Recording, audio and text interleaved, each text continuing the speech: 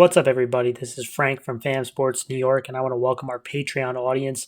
This is our Week 0 review. I'm going to be going over the games, giving kind of brief analysis of what I've seen and what I've heard from the games. This is going to be my first one for our Patreon group.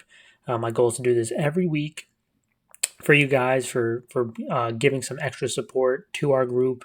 If you guys have suggestions on things that better organize, things you might want to see or hear, definitely don't be afraid to reach out. If you're part of the upper groups in our Patreon, you get access to our Discord, so we can always have conversations there. And I'm also going to be releasing our top rankings for each class to our highest members of our Patreon group. And, as the season goes along, we'll start doing also top rankings for offense, defense, and offensive line as we get more data. But let's roll through it. Again, not every team played a Week 0 game. There was a mix between games and scrimmages.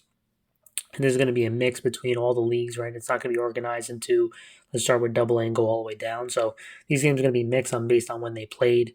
First one was on Thursday, Yorktown at Poly Prep. Yorktown winning 47-21. And Yorktown really closed out the first half, dominating this game with 19 unanswered points to go up 26-7. They were up pretty big. But Poly Prep scored like two straight touchdowns, one on offense when the backups came in, and then one defensively when the backup offense was in. So they did creep their way back, but the starters of Yorktown were pretty darn strong. And it starts with their quarterback, Caden Gonzalez, who was really good. 13 of 19, 200 yards, two touchdowns, also had two rushing touchdowns. Justin Price was someone who made some big plays for him. He had 94 yards receiving and a touchdown. Chris Constantine is another guy who's going to be kind of hurting you both as a receiver and runner at 81 yards rushing, 32 yards receiving, so over 100 total yards. He also had a rushing touchdown. Dylan Delvecchio had 68 yards rushing and a touchdown. That combination is going to be really big, and I want to see if there's offensive line who's got some solid size. So can they move people? If Yorktown can make some noise in A, it's because they're going to be up in the trenches with all these athletes because they have a bunch of them. Andrew Weissman also, he had a receiving touchdown and an INT, and he had a strong end of the year last year at the safety spot. Connor Duncan was very active with a sack and 5 tackles. Ryan Vogel also had 5 tackles. Matt Cincinnati, he had 2 sacks. So again, Yorktown was very aggressive. They liked to stunt. They liked the blitz. They had a really strong performance. And defensively, they were strong until obviously the end when the backups came in. But they held up really strong. Next game, big rivalry game. Lakeland at Walter Panis. Lakeland ended up winning 43-14. These guys are rivals with each other. Non-league game. And obviously the game turned when Walter Panis' best player and Travis Carlucci hurt his hamstring. So they got the ball. Walter Panis, I think they recovered a fumble really early in the game. Travis Carlucci goes 38 yards for a touchdown right away, right? And the momentum is behind Walter Panis. Then they get the ball back. He goes for a 4-yard gain, gets hurt, right? Pulls his hamstring, and he's the heart and soul of that team. So the game really changed there. And on the Lakeland side, Nick Tetro, he came in. He also had a passing touchdown to try to replace him to keep things. It was close for a while. But then, things just fell apart, right? When you're missing your best player. And Grady Leonard on Lakeland's side helped leading the way. 8 of 11, very efficient. 196 yards and 3 touchdowns. Also had 62 yards rushing and a touchdown. They talked about rushing him more, so that was obviously a big thing. Sean Perry really exploded it as well, over 100 yards receiving, 120 yards and a touchdown. Kyle Gallagher, this was someone I mentioned as a Frank's Finest as a defensive back, but this is going to be a very versatile player for them. 2 catches, 41 yards and a touchdown. Also had a punt return for a touchdown. And then Robbie Policastro, he also had over 100 yards rushing and a touchdown. It's going to be so important for him. Can Lakeland get a consistent running game? Is going to be extremely vital, but a big win for Lakeland. Let's go to the next game, and again, a bunch of non-league games. Did have a couple league games, but let's talk about Sleepy Hollow at Morristown Beard. Again, not very familiar with the out-of-state teams, but Sleepy Hollow, they ran for over 300 yards on the ground on 46 carries, and that was led, by the way, by 2 guys. And Braden Richardson, who had 172 yards and 2 touchdowns, also 33 yards receiving. And Evan Brown at Sleepy Hollow also had 138 yards and 2 touchdowns. The big thing is Sleepy Hollow dominating up front, right, allowing them to run the football. And then you have these 2 athletes in Richardson and Brown who really, I mean, they had 300 yards combined, those two guys, right? So a lot of production in the run game from them. It did give up some points, but Sleep Hollow showing that they can run the football is going to be huge, and those two guys leading the way in Richardson and Brown. Let's go to another game, Double A this time. Newburgh at New Rochelle High School, and Newburgh won 28-6. Now it was close for all the way up until late in the second quarter. New Rochelle's defense, and I'm just going to focus in on the teams I cover. New Rochelle's defense, they really held strong for a while in this game. And again, 0-0 in the second. They were running around, moving around really quickly. But the offense for New Rochelle struggled. And I talked about this, having to replace quarterback, having to replace a bunch of offensive linemen. The offense was, I think, going to take the longer time to develop, and they were bringing back a lot of defensive players. So, they had some turnovers. They had some offensive line issues that you saw Coach Rhett mention after the game. Some things to take away though offensively. Chris Maple came in towards the end. He had some nice runs. He had 37 yards. Lee Hester had a big catch. Tajir Fernard had the rushing touchdown at the quarterback spot, but there's going to be a long learning curve for the quarterback position, and they definitely want to get some of those athletes involved, like Corey Dawson, earlier, right, and make some big plays earlier. Bryce Miller had an INT. Raiden Davis also had a fumble recovery, so they did force Newburgh into some turnovers, but offensively just wasn't enough consistency and make enough plays against Newburgh, and that's why they lost. Let's go to another game. This is kind of an A versus double A game. Greeley versus Ossining. They played last year. Ossining won. This time around, Greeley won. So 32-20. This was actually a good game. Starting on the Ossining side, they had a huge INT near the end zone. This game was back and forth. Gio Jean Pierre was big for them. Shaylin Jane had that passing touchdown. But LaFaro was kind of the big, to me, was such an important player running the football. He had 87 yards rushing, 2 rushing touchdowns.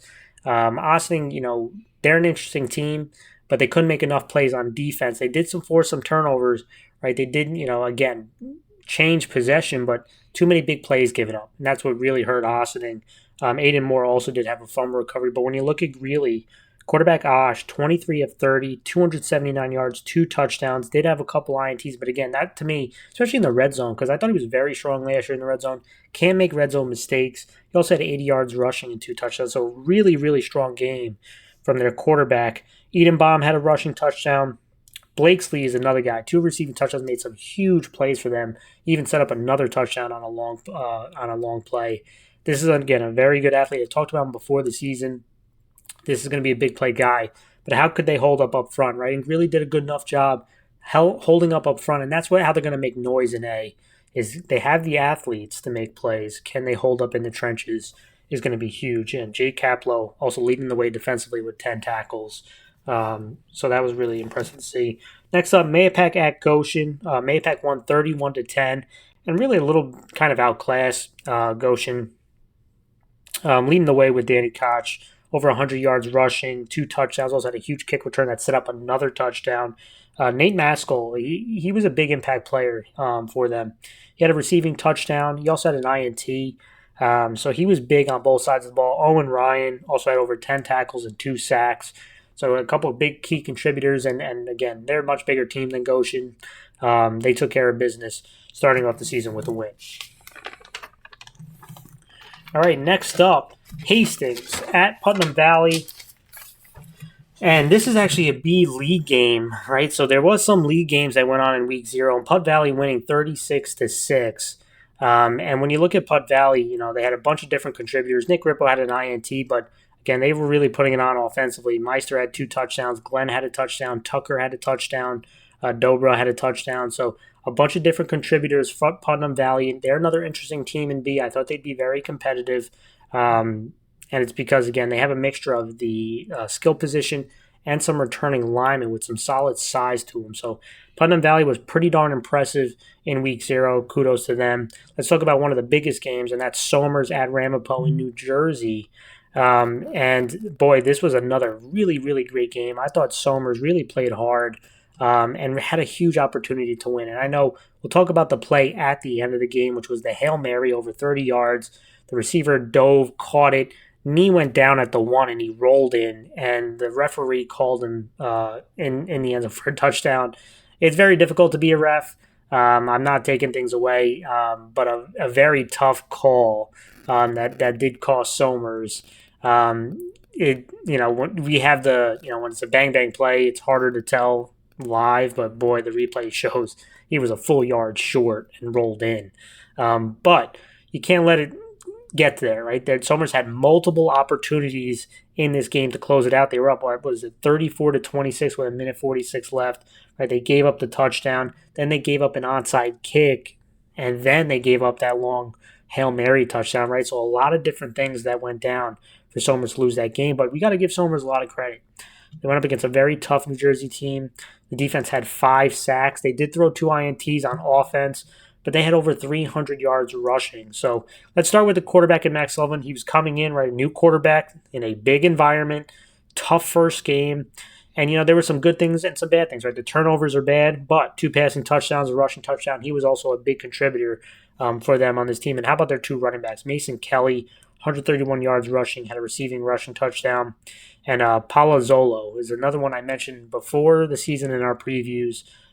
This is a young football player, and he had a huge impact plays. He had over 150 yards on offense. So Somers, to me, I know it is a loss, a brutal loss, but it showed that, them executing at a high level, they can make another run in A.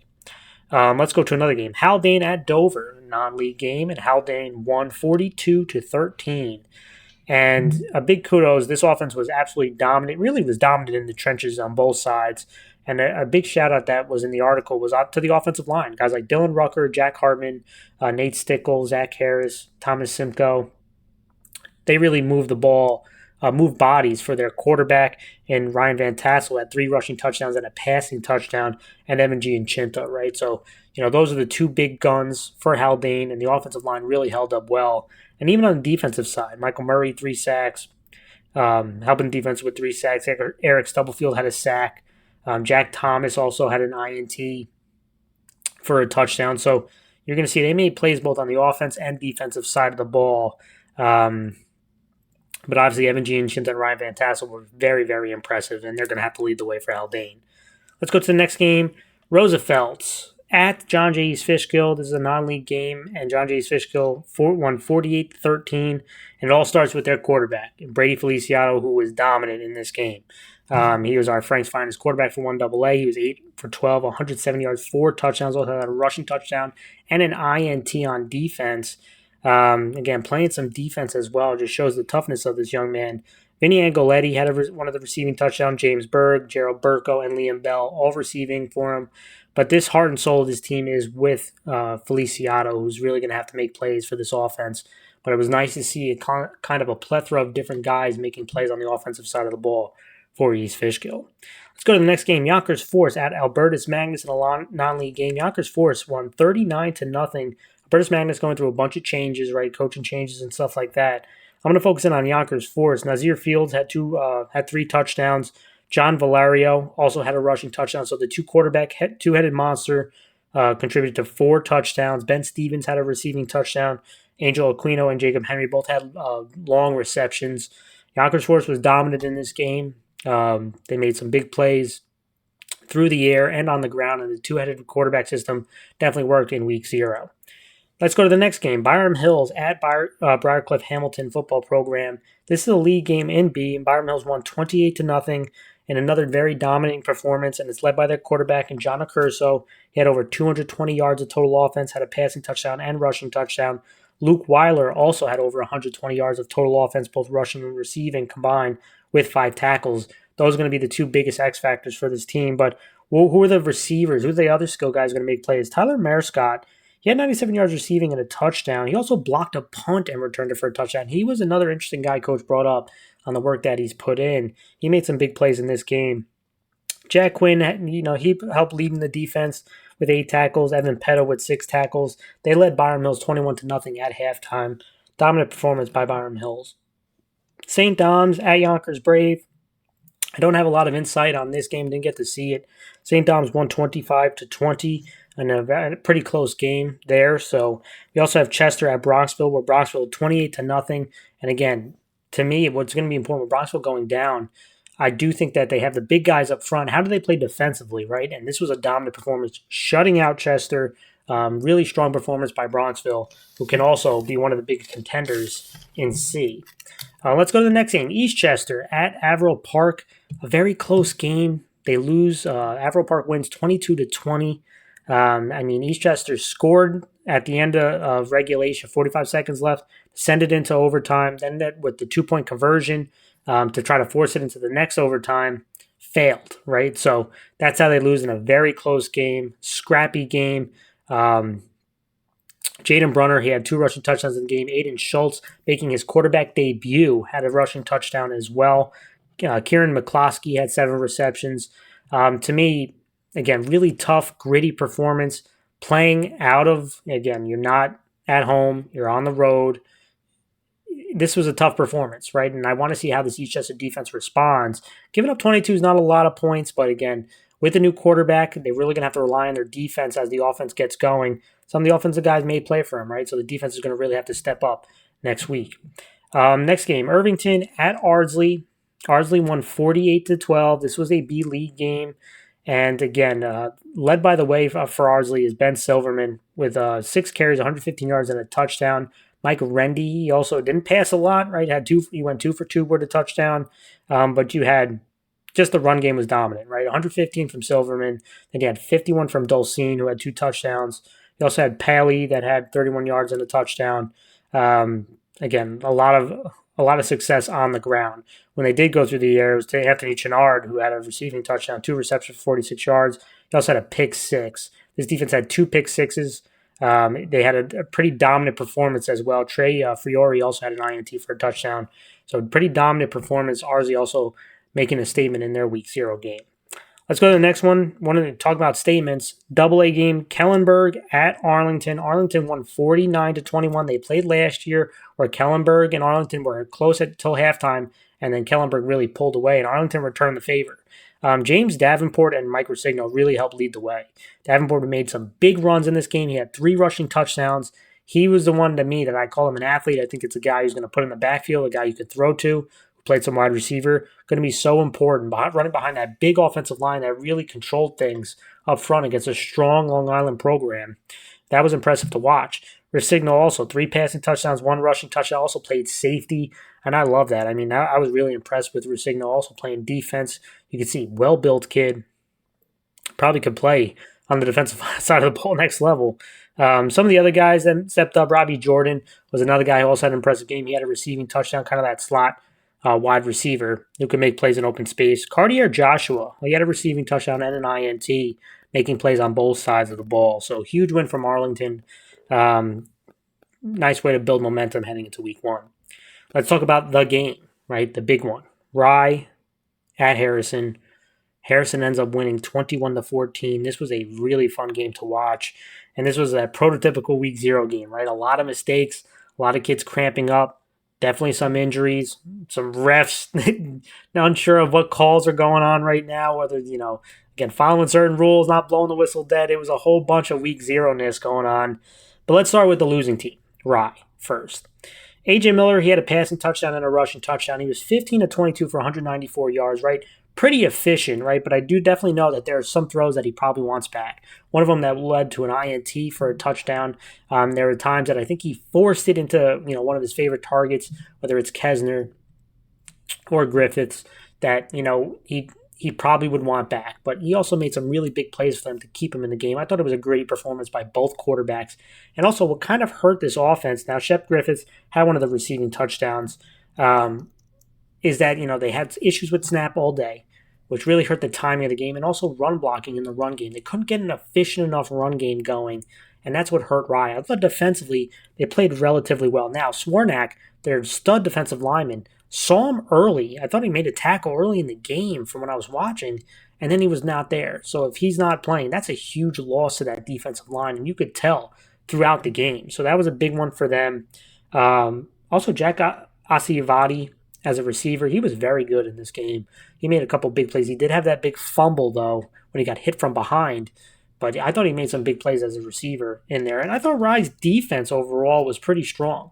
Now, granted, Harrison also was missing a quarterback for 2 quarters, but they did it. They didn't make huge plays, but they really kept Harrison from scoring. It was a bend but don't break defense. But there was a lot of mistakes that Rye needs to correct. I know, again, it's hard losing to Harrison. Playing them week 0 is also very hard. Now the focus has to change really quickly, right? Now the season really begins. That was a non-league game, right? So huge loss there, but you got to move on and you got to make plays. Let's go to the team that did win. And first off, got to give huge kudos to Marco Citro. He had that game-winning touchdown pass with 1:51 left. He had 2 pass touchdowns in the game. Things were moving well early, right? He made a beautiful pass to McLaurin in the corner of the end zone for the first touchdown. Then he goes to try to run the ball, hurts his ankle, and he's hobbled, right? And now he's out. And the Harrison offense really struggled, right? Dante Lanza had to come in, and he did the best he could, but there's a lot of just QB blasts, direct snaps, running the ball. It looks like they were just trying to control the clock and rely on their defense, who really stepped up, and they were big time for them. And again, I know Olsey had that receiving touchdown on a really impressive play. It was kind of like a slant and wheel or post wheel, and they must have had the safety looking back on the play on the other side with McLaurin. So it was setting up man coverage on the other end, and a beautiful throw, good concentration and catch there on that game-winning touchdown by Olsey. Braden Gonzalez was also strong in the defense. And let me tell you, Damage, their defensive lineman, the defensive front was really good. And he was led the way by that defensive tackle who was making plays all day. He was controlling the guys in front of him. And that's the thing. Harrison doesn't have a lot of players. But the starting guys really who play multiple positions really have to step up and make big-time plays. And I'm very interested to see what goes on next week. I mean, we know Maypack was talking at the media day on, they asked the captains who they wanted to play. 2 or 3 of them said Harrison by name, right? And they believe that they could have won that game in the playoffs last year. So interested to see how they recover from after this game. We obviously know about McLaurin, who is a dynamic player, had that amazing INT for a touchdown. Huge play, reading the quarterback, jumps the route, picks the ball off, and then makes a bunch of guys miss and just takes off about 70-plus yards for that touchdown. Also had that receiving touchdown. So he's such a dynamic player. But Harrison showed a lot of grit and a lot of toughness. And their starting guys can play with anybody.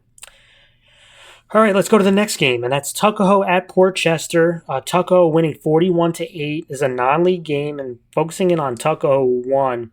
Their quarterback stepping in had to replace big shoes, and he stepped up. Jax Colasiso, 9 of 12, 132 yards, 4 touchdowns. So really efficient day from that young man.